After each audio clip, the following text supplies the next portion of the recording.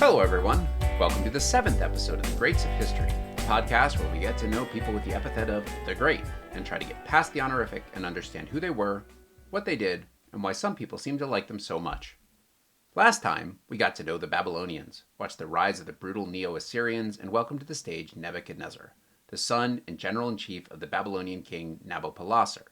What started out as a project aimed at securing Babylonian liberation had quickly morphed into a campaign to obliterate the dreaded Assyrians, which Nebuchadnezzar spectacularly completed at the Battle of Carchemish.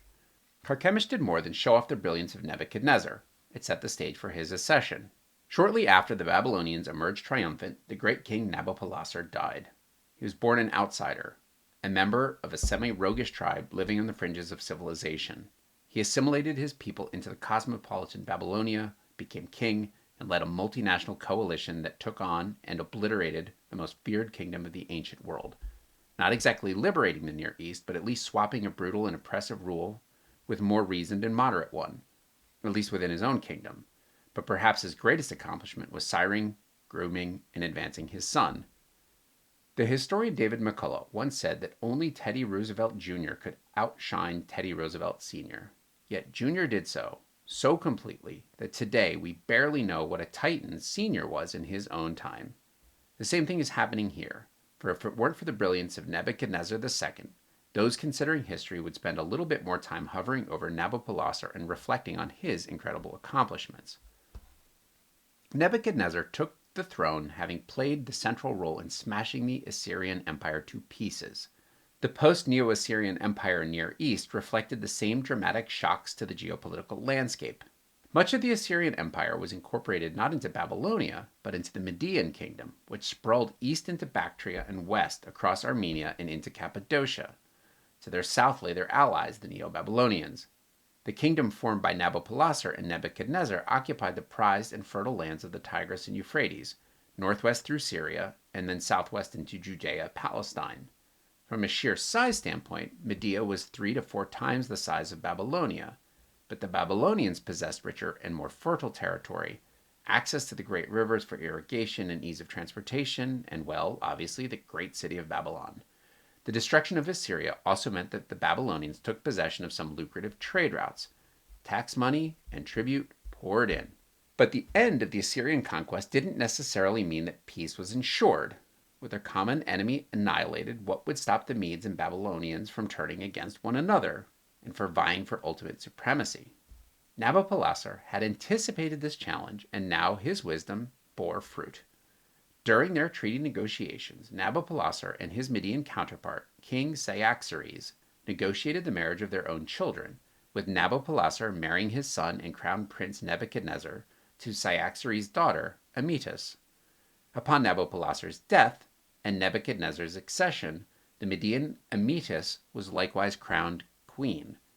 Newly enthroned as the queen of a rising power was great and all, but for Amytas there was a small problem. She was homesick. In an age when royal marriages were more about politics and diplomacy, the marriage between Nebuchadnezzar and Amytas seemed to be genuinely loving and affectionate.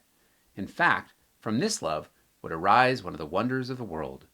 Amytas, as we know, was of Median stock.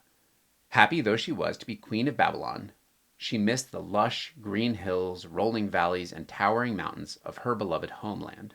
To ease her homesickness, and flush with cash, Nebuchadnezzar ordered the construction of the Hanging Gardens, a towering building of broad terraces overflowing with fragrant flowers, shrubs, and vegetation that cascaded down the building like a botanical waterfall. The oasis was fed by irrigation systems from the Euphrates. The Hanging Gardens of Babylon are the most enigmatic of the 7 ancient wonders of the world. If you're wondering, the other 6 are the Great Pyramids at Giza, the Colossus of Rhodes, the Temple of Artemis at Ephesus, the Mausoleum of Halicarnassus, the Great Lighthouse of Alexandria, and the statue of Olympic Zeus. The Hanging Gardens of Babylon are the only one of these ancient wonders for which there is no definitive historical evidence, and reconstructions of what it looked like are based on conjecture or imagination. Some take this lack of evidence to mean they did not exist. Others suggest that they did exist, but not in Babylon. Rather, these folks contend the gardens were built in, gasp, Assyria, and a century before the Babylonian conquest. Me, Count me among the romantics who love the idea of a powerful king so smitten with his wife that he would build a monument for all time to comfort her.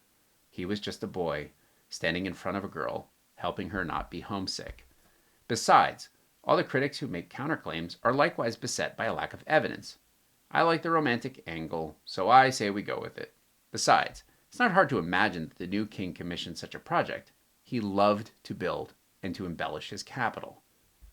If giving the world one of its architectural wonders wasn't enough, another great building project of Nebuchadnezzar has made its way into the collective imagination. At the center of Babylon was a great ziggurat.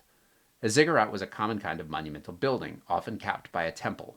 The base was a large terrace with high, thick mud brick walls. This base was rectangular or square. On top was a smaller rectangular building. On top of that, one that was smaller still, and so on. In this way, a ziggurat was similar to the origins of the Egyptian pyramids, which find their origin in the rectangular funerary buildings called mastabas being stacked on top of one another. The larger and sturdier the base, the higher the building could reach. As a great city, Babylon was home to an impressive ziggurat known as Etemenanki. The building had been damaged and rebuilt several times in its long history. When he assumed power, Nabopolassar envisioned rebuilding the great ziggurat. Now in charge, Nebuchadnezzar brought this project to new life. The building grew to great, lofty heights. The base tier was square and approximately 300 feet per side. It boasted 7 tiered levels and was capped by a temple to the supreme god Marduk.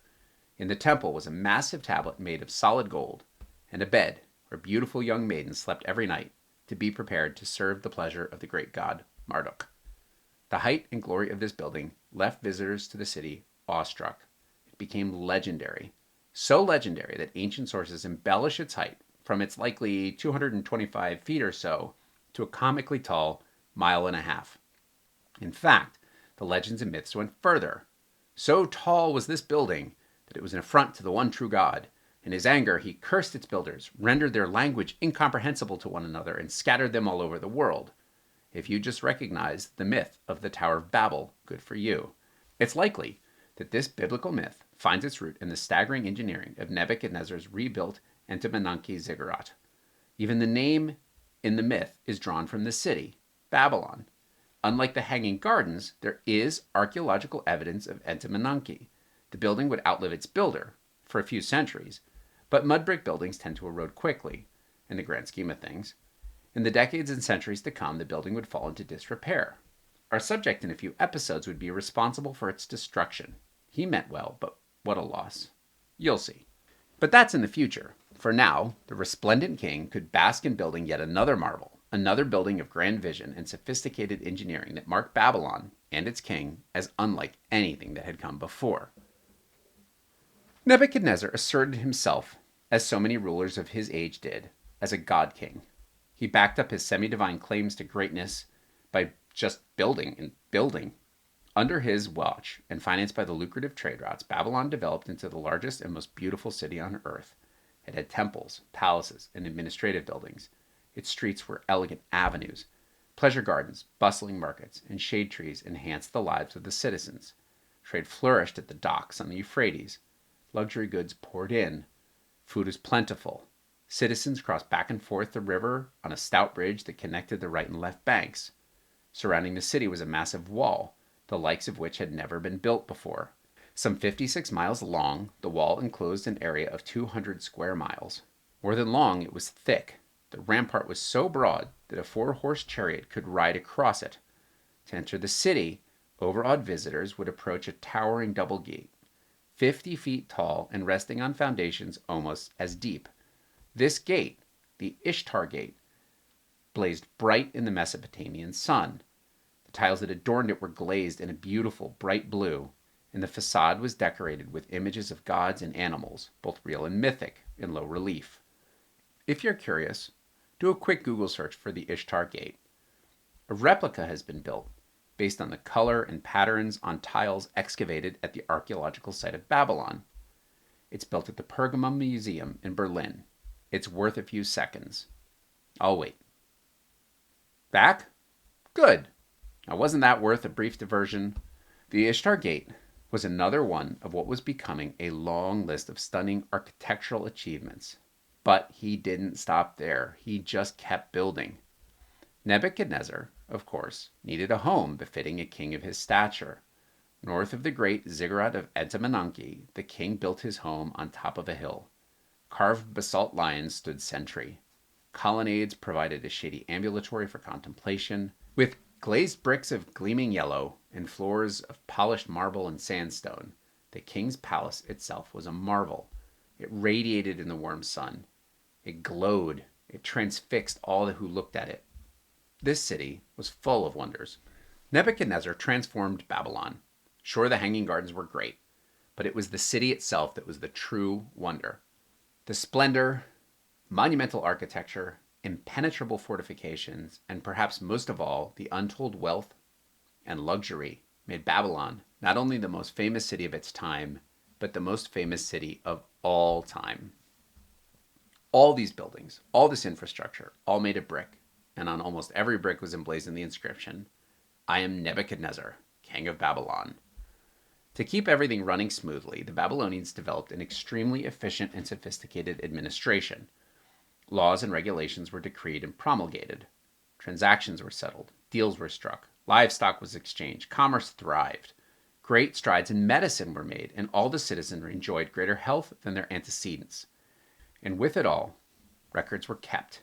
To keep up, a rich tradition of scribes and messengers sprung up to make sure everything was written down in that ever-present lingua franca of the Near East government, Akkadian. Art, culture, medicine, law, literature, architecture, administration, Babylon pushed the hallmarks of civilization to new heights. Nebuchadnezzar's building program embellished an already wealthy city and took urban life to new levels. For a resident of Babylon, the splendor and grand projects made life in the capital wonderful, at least for those in the upper level of the social structure. Refined, cultured, a true cosmopolitan city, Babylon offered a way of life previously unknown in human history. Visitors to the city left slack-jawed. While the Hanging Gardens remain enigmatic, just out of reach, these were just one feature in a spectacular city. It might be better said that rather than one building, the entire city of Babylon was the true wonder. Nothing like it ever existed before. Once on the throne, Nebuchadnezzar made another move to link himself to glory. Rulers of this era had a deep sense of history. Just as Sargon II of Assyria paid homage to the great Akkadians, so too did Nebuchadnezzar. But rather than claiming ties to Sargon the Great, Nebuchadnezzar claimed descent from Sargon's grandson, the other great Akkadian king, Naram-Sin. By doing so, he not only sought to cement his legitimacy, but to evoke a time of great power and prestige, exalting himself through the comparison. Such claims to greatness would be greatly enhanced by another wave of martial glory. He had had to leave the field and return home after Carchemish due to the death of Nabopolassar. Nebuchadnezzar had a lot of work to do to get himself organized as king. Then he got very focused on his building program. For the first few years of his rule, he didn't accomplish much militaristically. In fact, given that his rise to legitimacy was accomplished in no small part due to his martial valor, the relative lack of engagement at the start of his rule was noteworthy. After some time, though, he realized it was time to knock off the rust and take to the field again. Conquest was expected of a great king. With his buildings rising toward the sky and now securely on his throne, he set his sights on renewed conquest. Marching through his holdings in Syria, then down to the Levant, Nebuchadnezzar asserted Babylonian supremacy, reminding everyone that the Assyrians might be gone, but there was, in fact, a new sheriff in town. Among other things, he invaded the kingdom of Judah and forced its king, Jehoiakim, to swear obedience and pay tribute. And then he got an idea. The Egyptians reached the peak of their glory when they conquered Mesopotamia. Maybe he could return the favor. In 601 BCE, Nebuchadnezzar turned his troops south and invaded Egypt. His old foe from Carchemish, Necho II, was still on the throne. This time, defending his home turf, Necho was prepared and offered stiffer resistance. The outcome of their battle was indecisive, and Nebuchadnezzar did a U-turn and headed back to his pleasure palaces. Egypt was safe from foreign invasion, for now.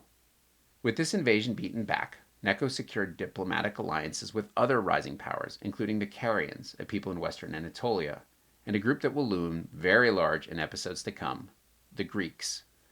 Necho didn't limit himself to diplomacy. He commissioned the first attempt to dig a canal to connect the Red Sea and the Mediterranean, predating the Suez Canal by 2.5 millennia. According to some traditions, he also chartered a voyage of exploration that took 3 years and was the first to successfully sail all the way around Africa, rounding the Cape of Good Hope, more than 2,000 years before the Portuguese did it during the Age of Discovery. He's worth mentioning because there is an argument to be made that despite his setback at Carchemish, Necho II was the last great pharaoh of Egypt. He died in 595 BCE and was succeeded by his son, Psamtik II, a likewise energetic ruler, but whose promising rule was cut short by his early death just 6 years into his reign. This is all to say that though diminished they may have been, the Egyptians were never to be taken lightly. A few energetic and competent pharaohs and things could change quickly. Remember, there's no way that people living through events at the time could have the benefit of hindsight, that one that we take for granted today. Any Egyptian with a sense of their country's history would know that their fortunes had waxed and waned over the centuries. A big comeback was always a possibility. Egypt had been knocked down dozens of times in its long history. All they needed was a reasonably competent string of pharaohs to get things rolling. These 26 dynasty guys weren't half bad. But don't get too comfy, Egypt, because there's another big crisis coming your way in exactly one episode.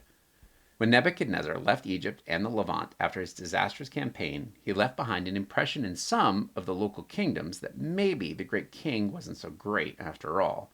Remembering his failed invasion of Egypt and the vigor with which Necho had turned it back, the vassal and tribute-paying states of the Levant began to get ideas about freedom.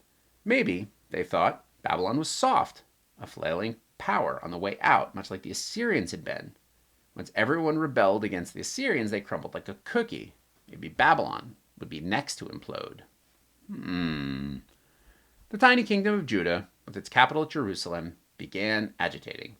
Their simmering resentment over the foreign domination at the hands of the Babylonians broke into open rebellion. Perhaps unsurprisingly, comfy in his palaces and in the company of his beloved queen, Nebuchadnezzar was a bit of a homebody. I mean, why build such a grand city? Why shower yourself with such unsurpassed luxury if you were going to drop all of it to go out campaigning like Thutmose III, or even his dad, Nabopolassar? It took something making the king mad to get him to hit the road. The rebellion of Judah made him mad. Now, if you're wondering, this guy said Judah a few times. What is Judah? Think of it as the southern half of modern Israel, well, more or less. The northern half of modern Israel was, in ancient time, the kingdom of, well, Israel. The two tiny nations, Israel and Judah, often feuded with one another. Sometimes one would prevail, sometimes the other. Still further, sometimes one would be conquered by a foreign foe. Sometimes they both would. Their history is far too complex for this format, but the far eastern Mediterranean was home to a group of tiny kingdoms, at least as compared to the heft of the groups like the Hittites, the Assyrians, the Babylonians, the Medes, etc. And these kingdoms all seemed to constantly be shifting, breaking apart, fighting with one another, overrun by a mighty empire, enjoying independence, etc. Not to overdo the point, but at various times there were also other kingdoms in the area too, like Moab, Ammon, and Edom. This area will be very important in future episodes too, so if you found this brief description a little bit dissatisfying, then don't worry, more detail awaits down the road. The impetus for the rebellion was an evaluation of the geopolitical landscape by the Judean king Jehoiakim. Seeing a chance to get a better deal, and judging the Babylonians as weakened by their failed invasion, Jehoiakim gambled and switched his allegiance from Babylon to Egypt. This made sense in a way. For one, Egypt had proven that it wasn't quite dead yet after it repulsed Nebuchadnezzar's invasion. Necho was proving to be an effective and energetic ruler. And Egypt was closer. Better to ally yourself with a powerful neighbor than a distant kingdom. And ultimately, Jehoiakim owed his throne to Egypt. After his defeat at Carchemish, Necho had stopped on his way home in Judah and deposed the newly enthroned king, Jehoahaz, who was just 3 months into his rule, and installed his older brother, Jehoiakim. Jehoahaz was taken prisoner and carted off to Egypt, where he is said to have lived out his days in bitter sadness. Years later, and with the Babylonians looking a bit feeble, Jehoiakim returned the favor and swung Judah back toward the Egyptians. Roused to action, Nebuchadnezzar could not let this stand. In 597 BCE, he mobilized the Babylonian army and took his show on the road. With little resistance and determined to remind these upstarts just who they were messing with, Nebuchadnezzar marched west and invaded Judah. With patience and discipline, his forces methodically reduced the countryside before marching to the capital, Jerusalem. Jehoiakim was killed in the fighting, and Nebuchadnezzar approached and laid siege to the holy city. One source, Josephus, about whom we will have a lot to say when we get to Herod the Great, says that Jehoiakim was captured alive, executed by Nebuchadnezzar, who then threw the slain king's corpse at the foot of the city walls to serve as a warning to would-be rebels. Jehoiakim's new ally, Egypt, did not lift a finger to help. The Judeans hastily appointed a successor king, Jehoiakim's son, Jeconiah. The young king, whose age is difficult to ascertain, did not have long to enjoy his newfound position. Just 3 months later, Nebuchadnezzar seized and sacked Jerusalem. In the fighting, Jeconiah was deposed and taken prisoner alongside his family and courtly retainers. Nebuchadnezzar, having crushed the rebellion, marched back to Babylon with Jeconiah and other prominent Judeans in chains. Before leaving, he appointed a pliant king, Zedekiah, younger brother of the dead Jehoiakim and uncle to poor Jeconiah, to take the throne of Judah. The sack of Jerusalem was a calamity for the Judeans and provoked the usual invocation that the author of these actions was God himself as punishment for the moral failings of the people. Some Judean prophets went so far as to say that in laying siege to Jerusalem, Nebuchadnezzar was merely carrying out the will of God, and that his actions were divinely oriented punishment for the wickedness and idolatry of the people. Particularly harsh in his assessment of his countrymen was the prophet Jeremiah, a member of the priestly class quite given to prophecies of doom and divine retribution. Beside the book of his name, Jeremiah is also the purported author of the books of Kings and the book of Lamentations. His critiques did not engender him to his contemporaries, and he may have even had to duck some assassination attempts. This didn't stop him from continuing his verbal assault on the Judeans. This quote from the book of Jeremiah is fun, where the prophet quotes none other than God himself. Now, before I read this quote, please know that it's intimidating to try to speak in the voice of the big guy himself. According to Jeremiah, God said, "I have made the earth, the man, and the beasts that are upon the ground, and now I have given all those lands into the hands of Nebuchadnezzar, the king of Babylon, my servant. And all nations shall serve him. And it shall come to pass that the nation and kingdom which will not serve the same Nebuchadnezzar, the king of Babylon, and that will not put their neck under the yoke of the king of Babylon, that nation I will punish, saith the Lord, with the sword, and with famine, and with pestilence, until I have consumed them by his hand." For his part, I suspect that Nebuchadnezzar would be surprised he'd received a commission from the God of the captive Judeans. He gave credit to Marduk, well, and to himself, but certainly he had an incentive to let the rulers of the Judean community be so self-critical. A divided people are easier to rule. With the puppet Zedekiah on the throne, Nebuchadnezzar could breathe a little easier. Laden with treasure and captives, he marched back to his beloved Babylon and his Median queen Amytas. But Zedekiah wasn't so pliant after all. Among other assertions of independence, he imprisoned Jeremiah to silence the prophet's unrelenting criticism. Failing to heed the lessons of his brother, Zedekiah indulged in his rebellious streak.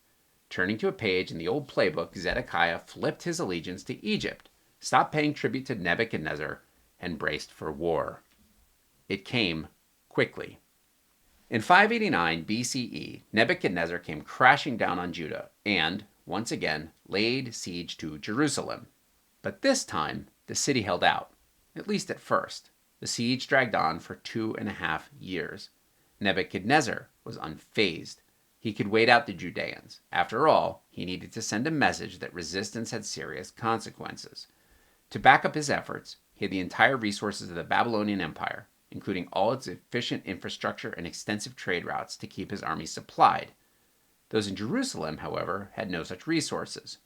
Cut off from the outside world, the city slowly choked to death in the stranglehold of Nebuchadnezzar.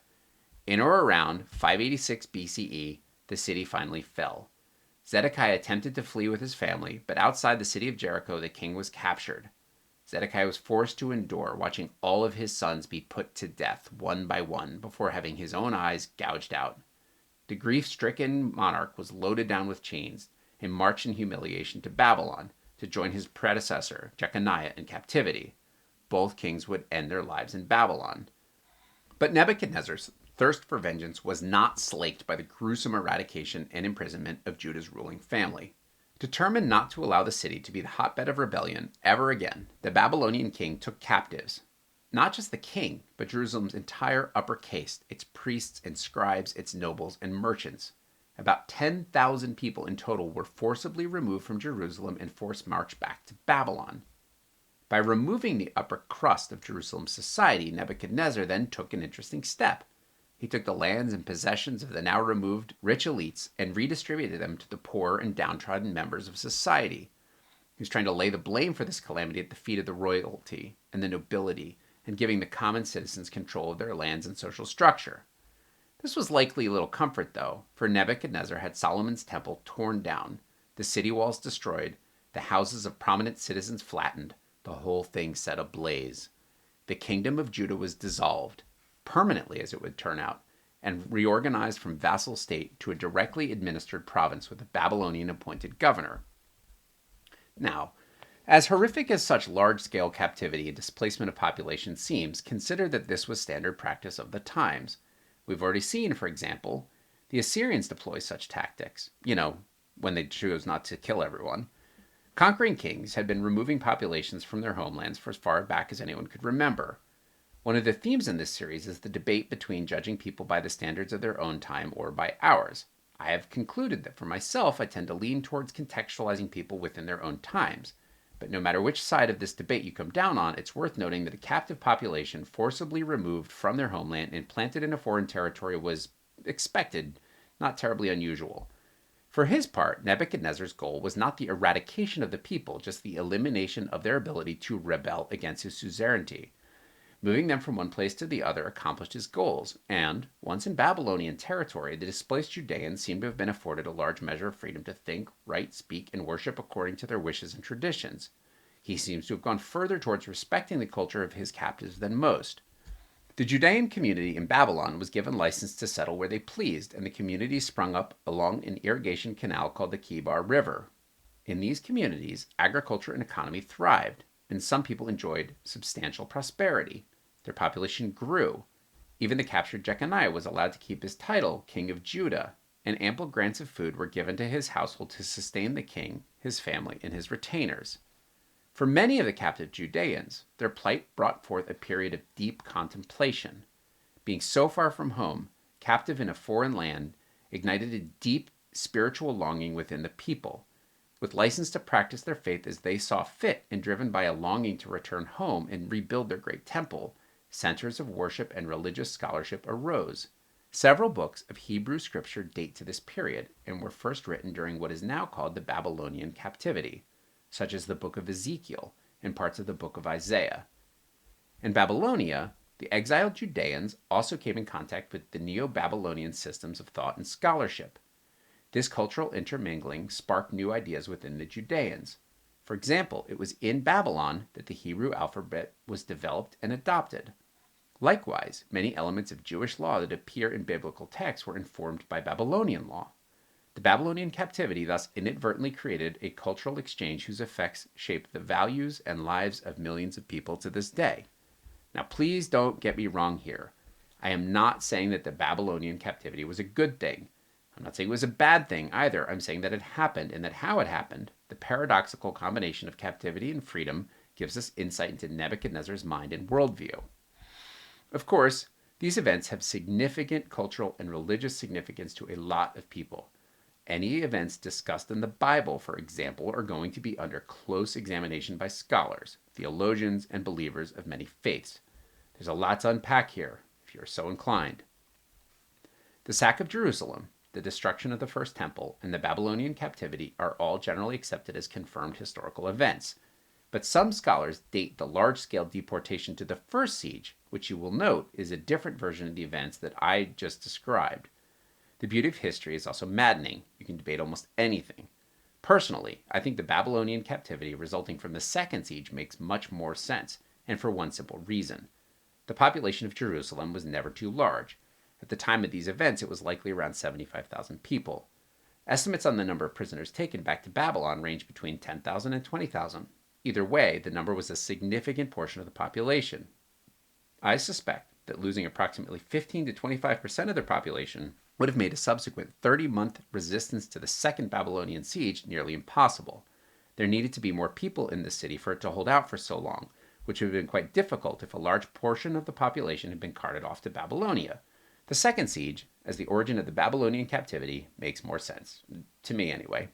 Still, there are people with strong beliefs about a lot of these events, and 1,000 other ones we had to skip past in the interest of bringing our subject for today back into focus. I've been careful to try to avoid anything deeply theological and stick to what's relevant to the story of Nebuchadnezzar. But if you want to get really into a series of hotly contested debates, one area to explore is how scholars examine the various books of the Bible.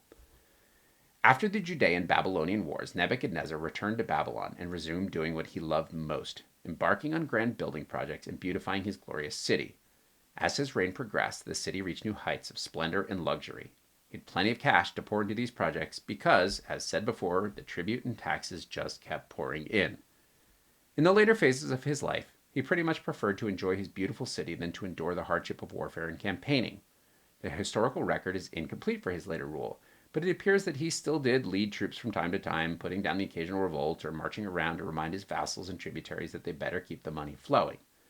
It even seems that he had another go at invading Egypt, but this was likewise repulsed. The reason for this invasion was, once again, the Egyptians, this time under the pharaoh Apries, came north and began meddling in the Levant. Nebuchadnezzar drove the Egyptians back and restored the status quo. It seems that later in life he led a siege of the island city of Tyre. Josephus, the historian I mentioned earlier and about whom we will have a lot to say down the road, claims that the siege of Tyre lasted for 13 years. This, by itself, is not unfathomable. Tyre lay off the coast, surrounded by deep water and ringed with high, thick walls. It would take a leader of near maniacal grandiosity to effectively subdue the city, and that leader is still a few episodes down the road. At the end of the day, Nebuchadnezzar and the Tyrian king agreed to a peace treaty. Home is where the heart is, and his heart was in Babylon. His Median wife, Amytas, passed away sometime around 565 BCE, aged around 75. He had built her palaces and gardens, and taken great care to ease her homesickness. It's unclear exactly how many children they had together, but there were quite a few, perhaps 9 or so.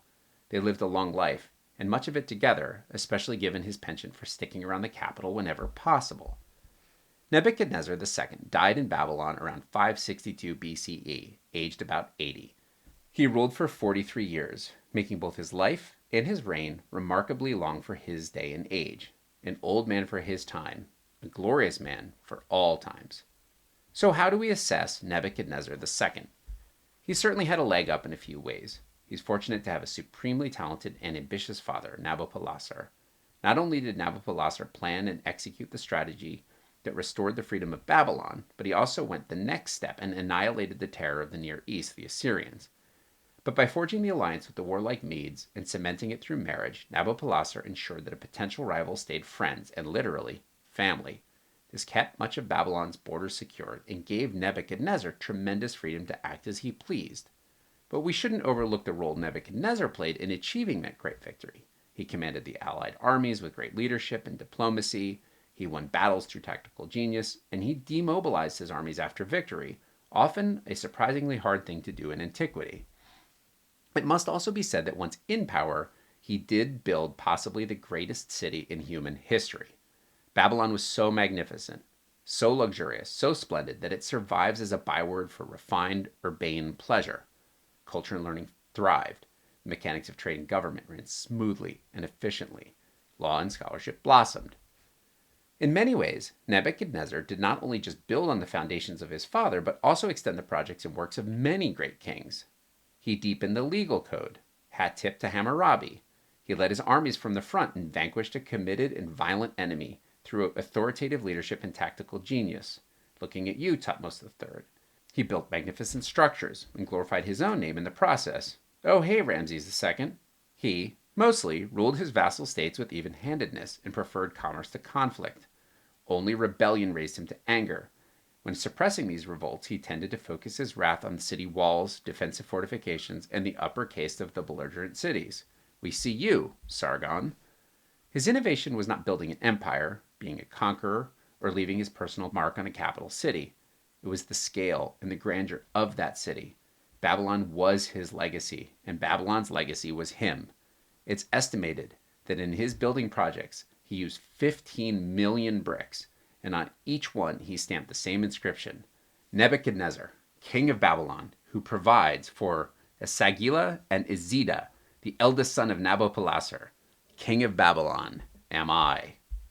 Esagila was another name for Marduk, and Izida was the name of the temple to another god, Marduk's son, Nabu, in case you're wondering. One of the aspects of the empire built by Nabopolassar and Nebuchadnezzar is that it was the last Mesopotamian kingdom to be ruled by people from the region. As will be seen in the next episode, his successors would quickly undo everything he had built, and tribes from the east would soon conquer Babylon. In a couple of episodes, invaders from the west would replace them. Back and forth these cycles would go for a long, long time.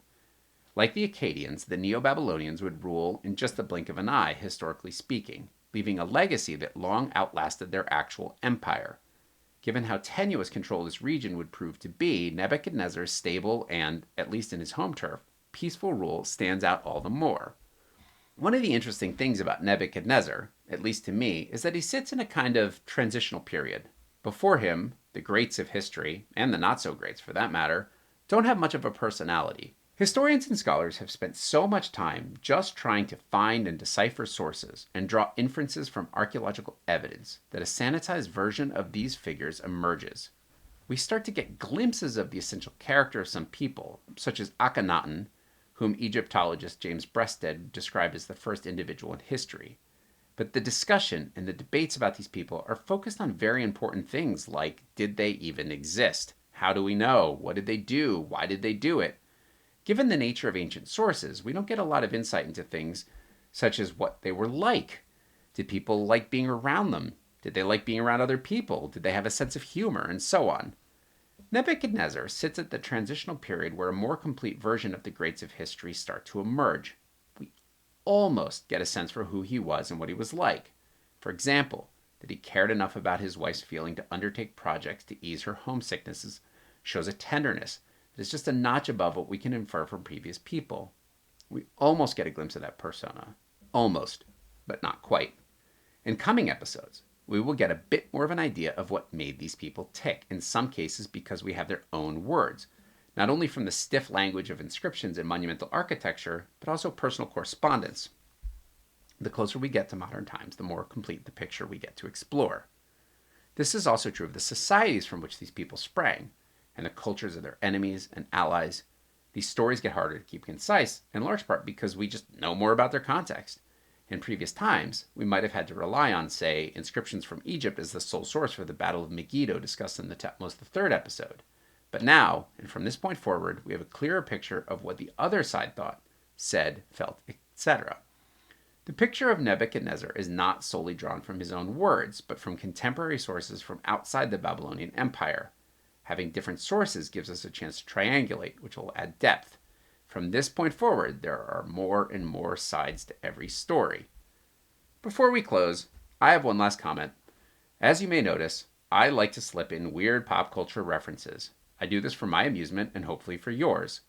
I just made it through a two-part episode featuring both the Neo-Assyrians and the Neo-Babylonians, where the main character was named Nebuchadnezzar, and I didn't make a single reference to the Matrix, its central protagonist, or the ship of Morpheus. I am quite pleased with myself, thank you very much. I like my pop culture references a little less obvious and a little more arrestingly out of context. Thank you for listening to this episode. I'm grateful that you did. Join us the next time when we get to know not one, but two rulers who ushered in one of the greatest civilizations of all time, the Persians.